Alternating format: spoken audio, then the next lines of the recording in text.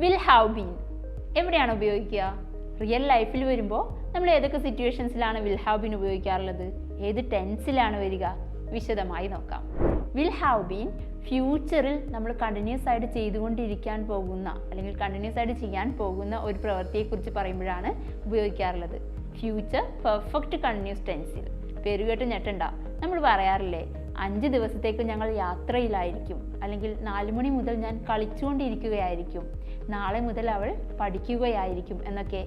ഫ്യൂച്ചറിൽ ഭാവിയിൽ കണ്ടിന്യൂസ് ആയിട്ട് ചെയ്യാൻ പോകുന്ന ഒരു കാര്യത്തെക്കുറിച്ച് പറയുമ്പോഴാണ് ഈ വിൽ ഹാവ് ബീൻ ഉപയോഗിക്കുക. സ്ട്രക്ചർ ഒന്ന് നോക്കാം.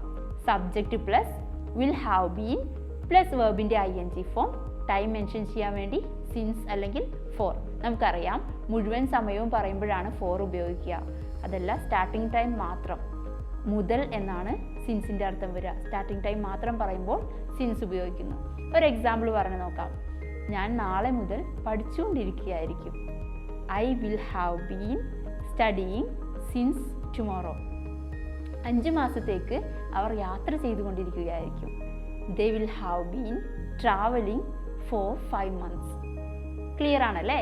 അപ്പോൾ ഇങ്ങനെ സിൻസും ഫോറും വെച്ച് വരുന്ന 2 എക്സാമ്പിൾസ് ഒന്ന് ടൈപ്പ് ചെയ്യാമോ?